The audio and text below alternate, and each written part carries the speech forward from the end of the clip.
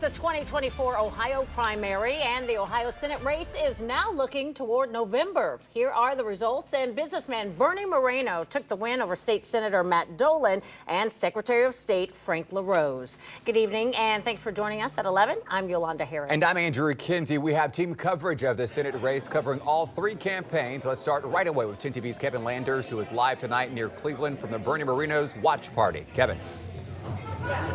Well, good evening. One of the first things Bernie Moreno did when he took the stand behind me was praise former President Donald Trump for his endorsement. And you have to wonder, if he didn't receive it, would he have received the victory tonight? Moreno, the former Northeast Ohio car salesman who became a millionaire, said he received a call from Senator Matt Dolan congratulating him on the victory, and he thanked Frank LaRose for his service to the country. Moreno then wasted no time going after his next opponent, Democrat Sherrod Brown, who he will face in November. He also made a promise to his supporters if they send him to Washington. I think what we have to do now is, as a fully united party, understand we have one mission, which is to get rid of Sherrod Brown. For you parents out there that are sending your kids to school and you're sick and tired of these schools indoctrinating your kids, by the end of next year, the Department of Education is gone. Now, this three-way race for the Republican nomination was a bitterly fought campaign. It was also an expensive one. Supporters for all three candidates spent an estimated $40 million.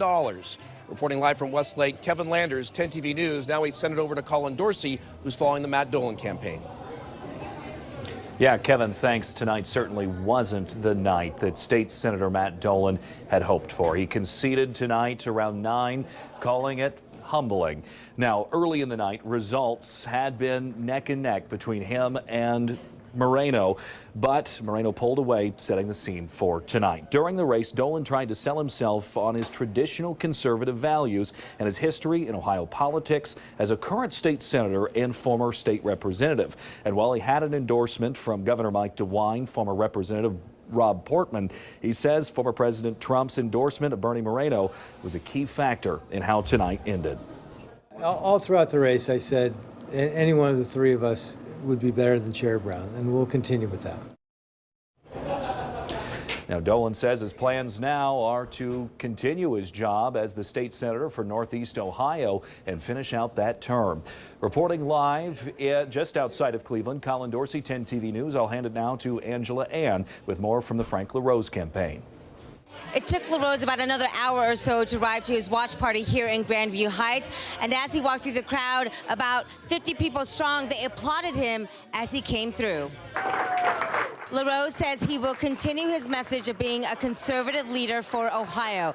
And he says he congratulated Bernie Moreno earlier this night and will continue to help him fight for Ohio values in Washington, D.C.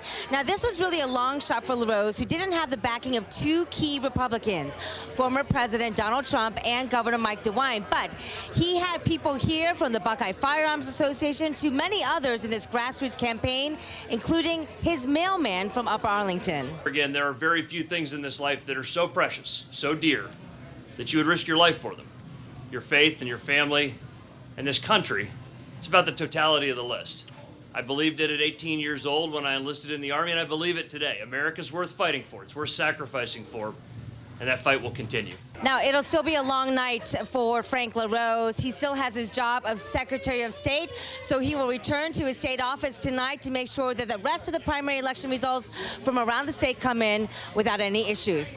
Reporting from Grandview Heights, Angela Ann, back to you. All right, thanks, Angela. Ohio Senator Sherrod Brown won his race easily. He issued a statement saying, quote, "Ohioans know I have always stood by them to make sure their hard work pays off and will stand up to anyone who gets in the way. The choice ahead of Ohio is clear. Bernie Moreno has spent his career and campaign putting himself first and would do the same if elected. Elections come down to whose side you're on, and I'll always work for Ohio." So Bernie Moreno winning the Republican primary here in Ohio is a big win for Donald Trump. Yeah, 10 TV's political reporter Doug Petcash is here to break down how Moreno was able to win the state of Ohio tonight. Doug. Well, I'll tell you what, Yolanda and Andrew, this map really shows what happened here. This is the color supporting Bernie Moreno, who came out with 50.4% of the vote.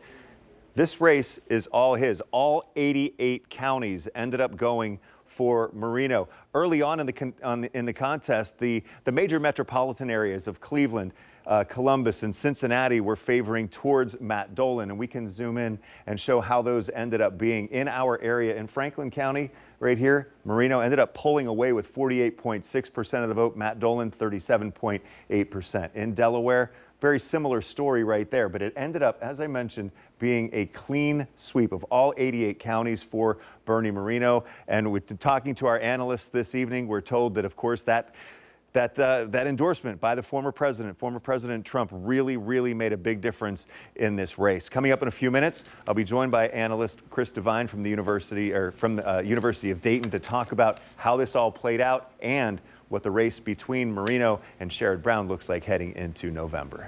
All right, Doug, thanks so much. Another big race locally tonight. This one just called within the last hour. We're talking about the Democratic primary for Franklin County prosecutor. Now, here are the current results. Columbus City Council member Shayla Favor wins over Anthony Pearson and Natalia Harris. 10 TV's Tara Jabor is live at Shayla Favor's watch party in downtown Columbus. And Tara, what's the mood there? I'd imagine it's excitement, jubilant.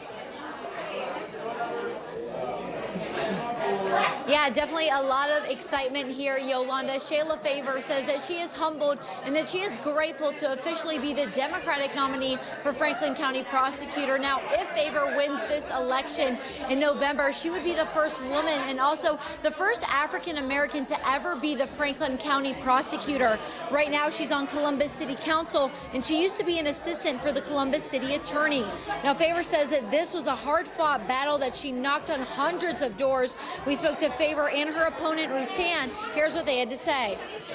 This was a very contentious primary in Franklin County, and while I am incredibly respectful of my opponents, I prevailed today because once again I shared a vision for leadership, for change for Franklin County, and the voters agreed with me, and I will continue to do that throughout the rest of the year. There's a lot of responsibility that comes with this position, so instead of fighting to help a few, I can help everybody by focusing on the issues I've been fighting for, and that deals with what's the proper charge, what's fair bail, what's a reasonable plea offer.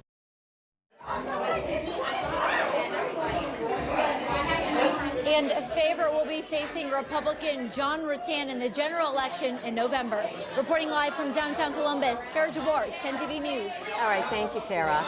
In Hocking County, prosecutor Ryan Black submitted his letter of resignation today as he runs for re-election. Yeah, the Board of Commissioners shared his resignation letter late this afternoon, saying his last day as prosecutor will be April 19th. This comes after Black was accused by two former employees in a federal lawsuit of taking advantage of his power as prosecutor to have a sexual relationship with one of them. The former employees also accused him of retaliation and intimidation for bringing up concerns, forcing them to resign. We talked to the chairman of the Hocking County Republican Party about Black's actions. I think everybody had about had enough of Mr. Black. And this filing kind of was the straw that broke the camel's back.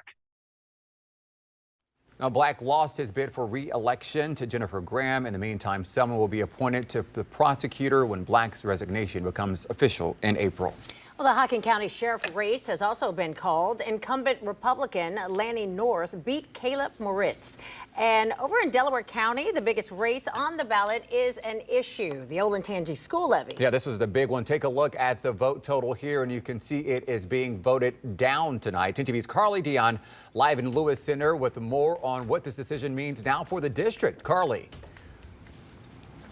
Olentangy School District leaders were hopeful this levy would pass to cover costs for projected growth in the area over the next 10 years. But now they'll have to come up with a plan B. 12,000 new housing units are expected to be added to the Olentangy School District over the next decade. And the treasurer says every 5 homes adds about 4 students to the school district. This levy would have cost homeowners an additional $150 for every $100,000 in property value a year.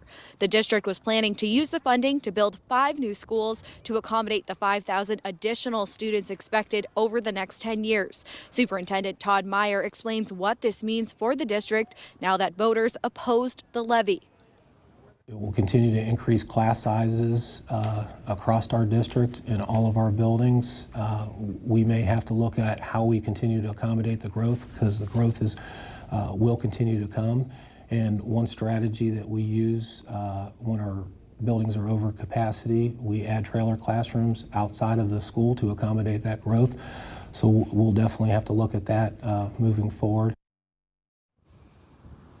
Now, the district tells us they'll be releasing a statement about this decision first thing tomorrow morning. Live in Lewis Center, Carly Dion, 10 TV News. Thank you, Carly.